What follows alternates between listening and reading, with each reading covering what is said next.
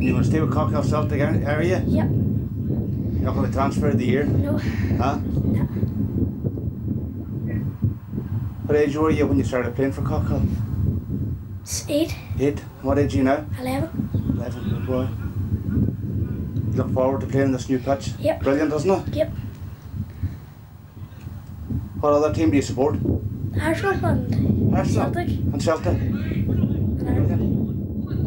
How are they doing at the moment? Celtic? I think they're coming second in the league. Really?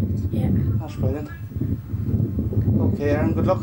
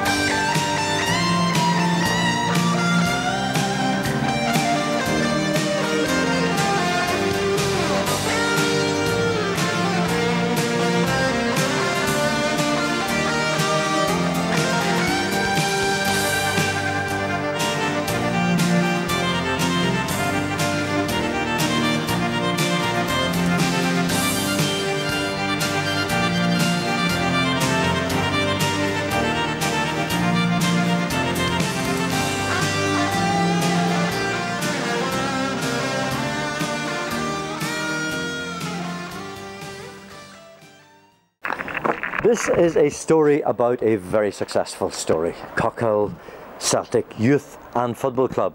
About 35 years ago, a group of young people playing football in Swan Park in Buncrana thought up the idea of starting a youth club. 35 years on today, they open a £150,000 complex called St. Mary's Park here at Cockhill. Cockhill Celtic's assets now are way into the hundreds of thousands of pounds. In their ownership, they have one football pitch, one all-weather pitch, they rent a football pitch, they own a youth club. And today they open the £150,000 St. Mary's Park here at Cockhill. It's a success story all the way. That took commitment from individuals, supported by a very strong community here in Cockhill. Earlier today I talked to the chairman of Cockhill Celtic Youth and Football Club, Charlie O'Donnell. Charlie O'Donnell, chairman of Cockhill Celtic, your huge project is about to open today, £150,000, St. Mary's Park here at Cockhill. Could you take me through the history of Cockhill Celtic to begin with, and how the whole idea of Cockhill Celtic was conceived? Well, Cockhill Celtic was Westbrook Celtic, and it would have been founded in 1970. We formerly, a group of boys just playing evenings in Swans Park, no other facilities. We played there summer evenings. Somebody decided we should put a team in the NHL Football League. So we joined the NHL Football League, not knowing where we were actually going to play, no pitch, no rigs, no nothing. With the team in, and then the scurry was to get a pitch. Our first pitch was out at the Connery, John Devine. So we played there for a number of years until we could play no longer. We lost that ground. That's what the castle in That would have been the castle down at the castle in Buncrana out there. I think a number of teams would have played there over the years. I think Buncrana would have actually played there as well. So we're left again after 2 or 3 years with no ground, no facilities, and at that stage I think probably the club would have broke up, only for the good offices of the late Q O'Donnell. Q heard about her dilemma, and somebody went and approached him, and Q offered a field down his farm, which is called O'Donnell's Home, and we're using that field up to this present day. Club started to grow, and more members. One pitch wasn't enough, and the land became available here at Strabo, belonging to Patrick McKinney. And we bought a field there along the river, and we started to develop that pitch. We had that pitch ready for opening, or almost planned to be opened on 85, and the severe summer of 85, severe flooding.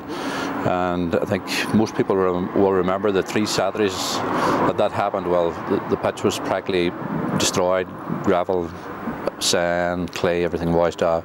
So the opening of that Celtic Park went back to 1986. So we officially opened it, Paggy Boner officially opened it in 1986.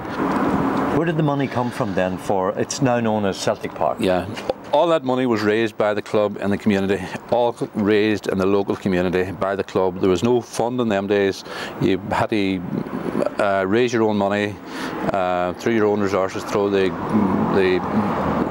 good of the community. And we have to say there that, that we've raised a lot of funds through the community, through draws, dances, so on and so forth.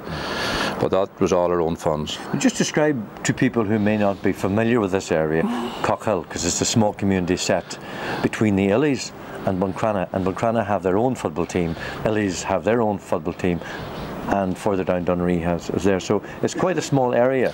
It's not. It was very, very small when we started off first. It's become more built up now. There's a lot of more new houses now, but it's not a big catchment area. When you take the clubs that are around us, as you've already mentioned, Buncrana, Illies and Dunree, we're set here in the middle. But I mean, it's grown this last number of years. There's a lot of new developments, a lot of new houses. The club numbers have proven that. The club has grown beyond recognition from the team of the one, or the club of the one team. You know, to a club now of 10 teams. We actually manage 10 teams between youth teams, junior teams, ladies teams. 10 teams in all? Yeah, we have 10 teams now. We have actually 3 junior sides, a ladies side, an under 14 girls side, and 5 youth sides, starting from under 10s to under 18s. Now, Celtic Park that we just talked about there, you got that up and running. It was opened in '86, you tell me, and that wasn't enough for the community here. You decided you needed to spend more money and develop again.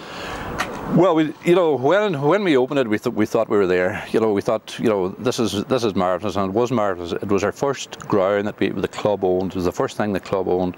So we thought, you know, probably we were there, but none of us envisaged, I think, the rise or the popularity of the club and the number of people that were coming to join us, and the number of youths that we had to cater for. We were basically then a football club. So there was a need for a youth club, and the late Father Carolyn would have offered us this old school here at Cockhill behind me to turn into a youth club. So we took that project on, and we developed the old school. We added a bit to it. We've done a bit of work inside. We formed a kitchen on it, and that was our next project. Not as big as the pitch, but there was a youth club going here. It kind of half closed down, different people left, and we got that going, and it's continuously going since, and that's become very popular with the younger children from 7 years on. They're using that 5 nights a week. Yeah. So that was our next one. Now again, that one at the minute we can see that was very, very small for our needs now, but at least it's there. We have something for the younger children. What would have been the expenditure here then in the youth club? Well, we would have got a grant there through Peace and Reconciliation in the youth club. We would have got other donations from different bodies. One of them springs to mind was the Burncrana Credit Union would have given us a few thousand. We'd have got 11,000 from Peace and Reconciliation. We'd have probably got other small donations. But again, we probably could have spent anything around 50,000 here renovating this building here. Right. You know, the remainder again raised through the local community. And that again wasn't enough for Cockhill. No. You had to go further. Well, the next one then, the next step then was in conjunction with Cockhill Community Association. We found then that in the winter nights, getting our teams to train, getting a facility for them to train wasn't there, and we were using the roads. We were training in mucky fields without lights, all dangers.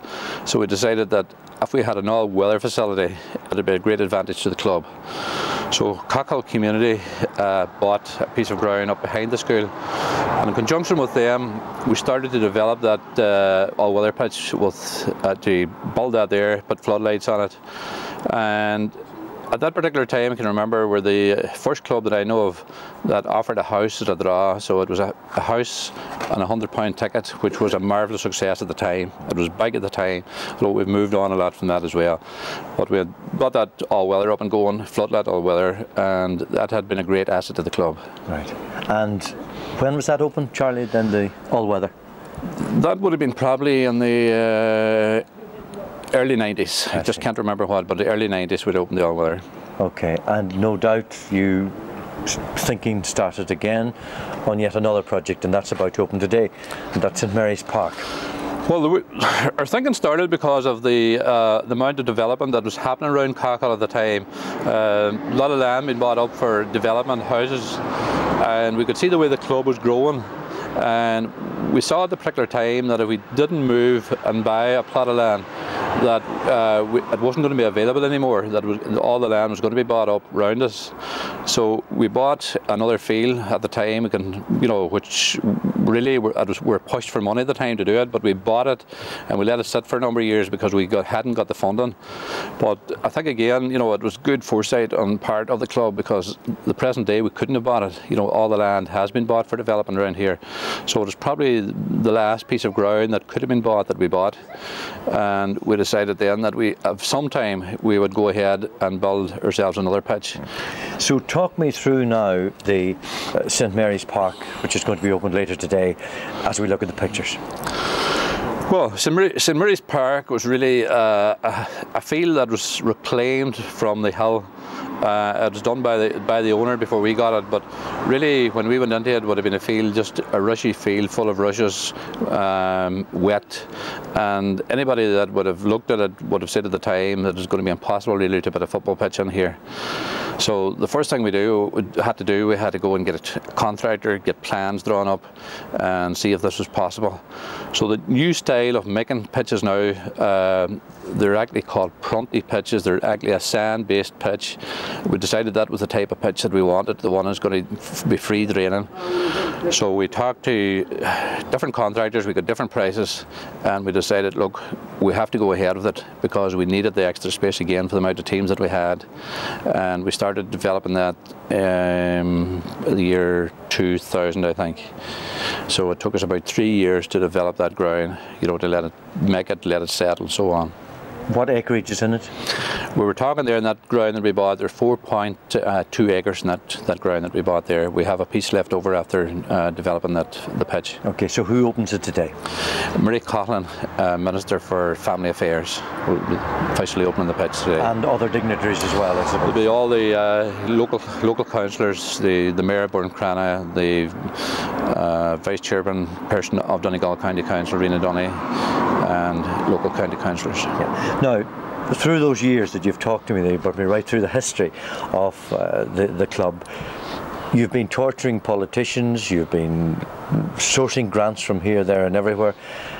It was a community effort, a voluntary effort, but it must have taken a lot of negotiation with banks as well, and sourcing money and paying back loans. You're chairman for 25 years of this club, I'm told. You would have been there through all of that. How difficult a job was that?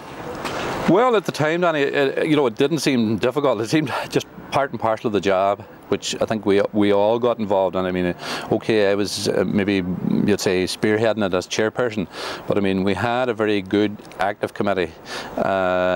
Most of the members, and as long as myself, a few new members who've joined who've been equally as good as ourselves. So it was, a group effort, just not myself. I mean, no one person, I think, could have done this on their own. So we had a very, very active committee. Now, we never went for loans. We always succeeded here in raising the money first and trying to do the work then. We were never... You didn't go to banks? No, we never went to banks. Right. We never had much money in banks, only for a very short time. Anyway, raised, went in there for a short time, but it was taken out again after a short time and used.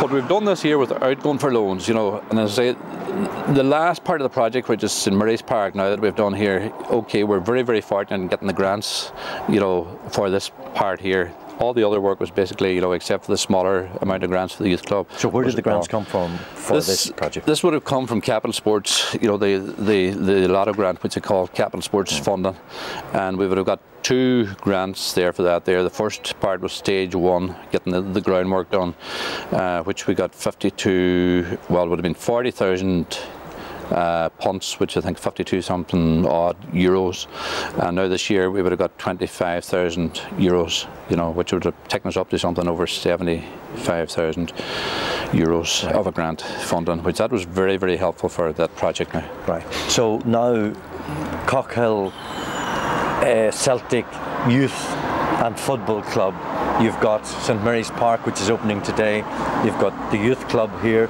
you've got Celtic Park, the field on the other side of the road here, and you've got O'Donnell Home. Well, O'Donnell's Home now is the one we rent. That's rented on a continuously, on a yearly basis, I see. Yeah. I see. You must be worth quite a bit of money now as a youth and football club, though. Well, I suppose the value of the property would leave us very rich. We don't say we wouldn't pretend to be rich because I think assets, the value of all our property now would leave us that way. Okay, but I mean, and the for hard cash, I think we would be very low at the present time after doing this development. But again, we just have to start again and and think of other fundraising and because again, while we're opening this project here this afternoon, we're still not finished. We're hoping to put a covered stand there for spectators, and hopefully maybe that would finish that particular place. But because of the location, because it's a lot higher and it's not sheltery, that we would need covered accommodation. So that will be our next phase. So as I say, we'll be thinking again of ways of raising more funds to. So what are you worth then on paper? Danny, I just couldn't answer that one. I never sat down to actually work that out. But it is a huge achievement. It is a huge achievement. Definitely, it is a huge achievement. You know, I think when any of us started out, we never thought that would grow to this size. You know, it's no doubt it is a huge achievement. Yeah. And where do you go from here? Well, we still think on what, you know, and hopefully to progress. What's needed, we'll endeavour to put it there eventually through our own efforts and through funding. You know, we'll be pushing on. I mean, as a city now, the next thing for that pitch would be actually a stand. The way we're moving on here on all-weather facilities, you know, while we have an all-weather facility, you know, it wouldn't be up to the state of the art, and there's a lot of things we could think that we could do if we had the funding. But first of all, now we have to think about getting our efforts together to thinking about raising more funding before we go anywhere. Okay, and the ethos of the club is what?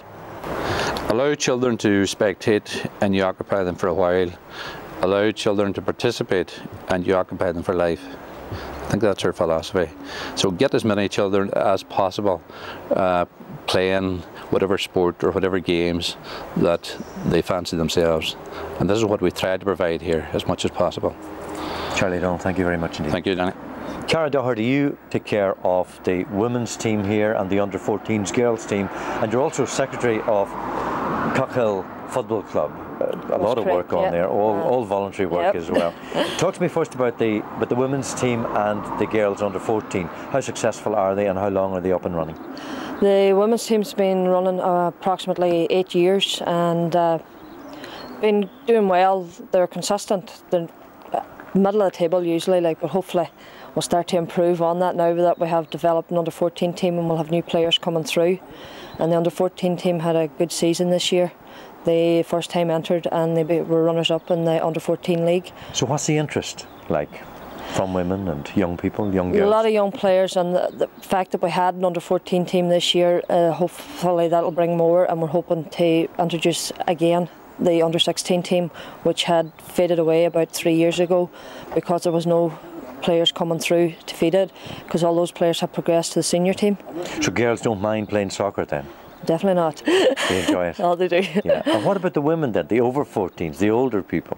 The older ones, well, I keep saying I'm getting off the pitch, but I got played in nets this year and I'm slowly working my way off the field. But no, there's a lot of players have remained with the club since the under-16s, and we still have quite a few of them playing with us, and have a few players from outside of the area that has come to the club.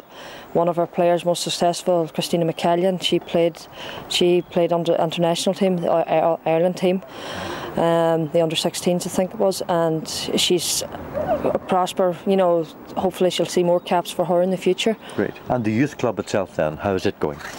Youth club's very busy, a lot of activities there for the underage and the young ones, and the Friday night club will be extremely busy. We have the indoor soccer for them and other activities within the club. For instance?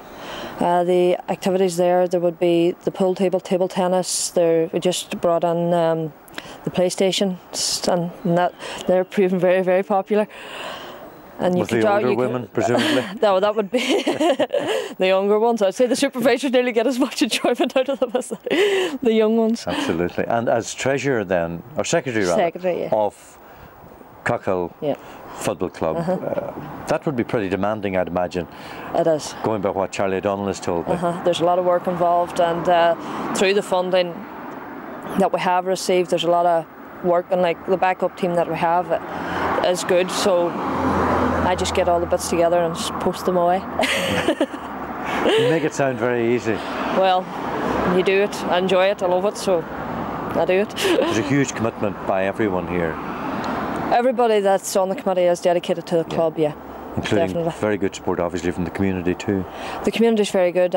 We wouldn't have had what we have here today without the support of the community. We did get grant funding, but a lot of work and a lot of credit has to go to the community for the funding that they helped fundraising and the support that they've given us. They're always there. So what do you do other than secretary of the club here? Do you work? I work full-time work, yeah. So all this is at outside night hours, at night, during the day, whenever a free time. Yeah. Whatever. Okay. Well, good luck with the goalkeeping. No, I'm retiring. Thank you, Cara Doherty. Thank you. Thanks. Mickey Doherty, you're manager of Cockhill Celtic football team here. You've been quite successful in the past. We had a few seasons down over the years, like, you know. Going way back, I say, I'm out here now probably 35 years, and it's very hard to compare the team nowadays compared to years ago, you know. I say with the team, they're very successful, and then with lean spells, and this year, I say, we have a very young team, you know. We've 18 players there now. We're just, myself and co-manager Sean McLaughlin, we're just discussing the age there the other day. There's 14 of them, those players between 17 and 22, you know, so we expect a lot from them. Maybe not this year. Hopefully a bit of success this year, but the next coming years, if they all stay together, you know, we hope to do well. How often do you train here? We started off this last season 3 nights a week, Monday, Wednesday and Fridays, and then we cut it down to 2 nights, Thursday and Tuesday and Thursday nights. Right. So we use the pitch in the clear evenings, like, and then as the winter comes on, we go up the shore, you know, and do our physical training up the shore. So everything's great turnout for training, you know. Yeah. Appreciate the boys are well big supported effort. team. Well supported, very well supported. Say we've reserve team there, you know. And when the players come up, we have a look at them, and if they're good enough, we give them their chance, and if they're safe to do the business, we just keep them up in the first team. And that's the way it's been for years, you know. Now you're playing today against the Illies. It's a competitive game, isn't it? It's a big match today. First league match of the season. Say the Illies are champions, last year's champions, you know, and they're deservingly so. They're the team they beat. Say we have a young team, you know. The Illies had always that physical thing over us, you know. They're strong players, experienced, but I hope they do well, you know. I say it's the first match of the season, and that's not going to matter to the league, like, you know, the first game, win or lose, everybody wants to win it, but we're hopeful, you know, we can get a good result out of it, you know. I think we'd nearly be happy with the draw. You would need to win today. We'd need to win, really. Well, a boost wise, you know, we don't, I say it's not going to matter today. You want to send them up, tails between the legs today, especially today at the opening of this park. That's right. Would you have been one of the people who in Swan Park all those years ago was part of the dreaming up of this club, which is now so successful? I was one that say, don't ask me how long it is ago, we're afraid to tell you. It's a long time ago. I think we're, say, 35 years ago at least, maybe. I say it's very successful. It just grew from strength to strength since that, you know. And say the teams, I've seen a lot of players come and go here, you know. Some of the players are left the club now, and say they were a great servant to the club in their day. I say I'm still here, so. Did you ever see people? Do you ever see people coming through your hands, Mickey, who could have really have gone places? Definitely, yeah. Yeah, we had a few players, you know. Definitely over the years. Sean McLaughlin, the one player, would stick out. Still, say Sean's run the team along with myself, you know. A player could have made it. Kevin McLaughlin or Kevin Doherty. Those players were with Finn Harps way years ago, you know. And they had their trial, but just had no dedication or what. They just stuck with Cockhill, and they're still here yet. So. Hopefully, we've a couple of young lads coming on now. I'd like to see, nobody likes to see players leaving the club, but if they can bet themselves, I'd love to see them going to like a Derry, Harps and maybe further, you know, because they have the ability. Without a doubt, they have the ability, you know, if they get the chance. Well, I wish you well today in the match. Thanks, Danny. So we'll be watching you shouting a lot later on. I'll be shouting definitely, and say if we'll be happy enough we get any kind of result out of it. There's a few dignitaries here as well to keep it clean today, Mickey. Right. All right, thank you. Danny, thank you. Serena Donaghy of Cockhill Celtic Youth and Football Club, you are the chairperson of the youth club. How long is the youth club up and running now? The youth club is going now since 1976, Danny, but I wouldn't have been involved from the beginning. My involvement in the club was when my children started going to it, when my oldest child started about, say, 8-9 years ago. At that stage, they were looking for volunteers. Mainly the club would have been going on a Friday night, and there would have been a lot of big numbers coming, you know, to 200 to 250. Well, that would entail the whole week's number, but Friday night was always the biggest night. So they looked for supervisors, and I thought, because my child was going to the youth club, I felt that I had a duty to help out because it's run mainly on a volunteering system. So I got involved, and of course then my second child came along and the third, and they all joined the youth club. So I'm actually there since.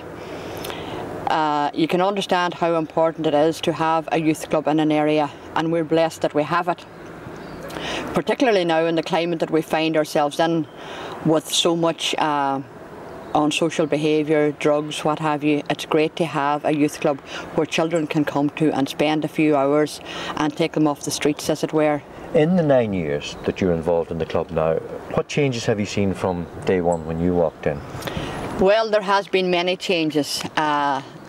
The changes are coming in hard and fast. Obviously, with the climate, as I said, that we're living in now, with drugs and drinking, underage drinking, and the unsocial behaviour.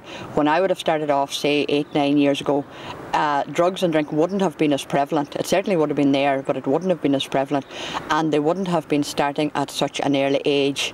I mean, we see it here now from 12 years upwards, Danny, unfortunately. So in the development then of the facilities which are available now to young people that perhaps weren't prior to you joining, what kind of changes have taken place? Absolutely. There are great changes, thankfully. And as I'm sure you know, this year we were able to open another pitch, state-of-the-art pitch here in Cockhill. Before that we were using, I'm not so much involved in the football end of things. It would be mainly the youth club.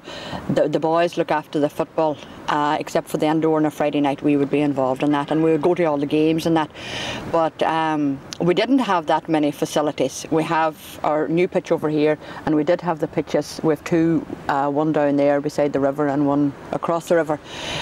And this new pitch now is absolutely brilliant because it can accommodate greatly for the school as well.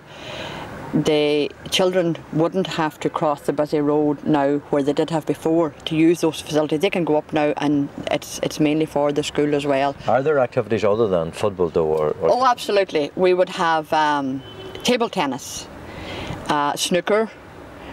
We have a various amount of board games. In recent times we've got air hockey. We have art and drama. We are hoping now to start a few more activities. There's a new programme launched just recently in the last couple of weeks. It's called the Sprite programme, and that programme is funded by P&R, Peace and Reconciliation. And out of that already we have been lucky enough to get for Inishowen 2 youth workers. One to take care of North Inishowen and one for South Inishowen.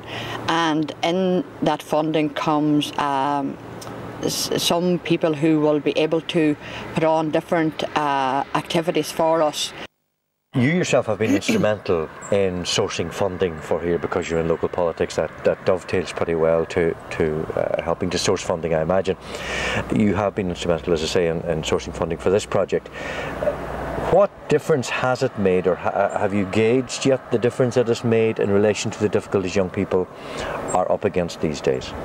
Well, it has made a difference, and it will make. Now, the new pitch that we talked about, that we just opened this year, we'll be seeing the difference in that in the incoming months and in the years ahead. The big difference would be that in all the pitches that we did have before, or that we got funding for, we never could play them in winter time. This is an all year round pitch, so that will be a big plus for us. You talked about the drugs problem that exists now all over the country. You talked about the impact that it's having here on young people.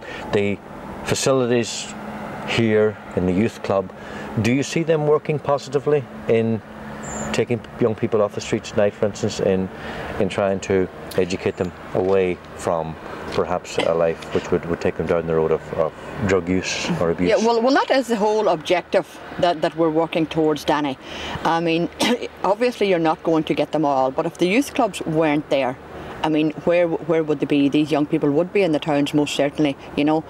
Now, while we have, I feel, a limited amount of facilities here, we have had discussions in recent times with the committee and that, and even with the football committee, to try and extend what we are offering at the moment.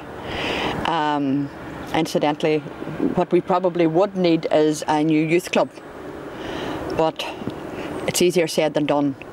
But either it is imminent that we do need either an extension to our existing facilities or a new youth club. How many young people are using the facilities now? About 200 a week, I'd say. About 200, which is a big number. We are one of the bigger youth clubs here. Buncrana provide an excellent service as well in there. And while we are very close to them, we would cater for the children that use the Cockhill area and the wider rural area, you know.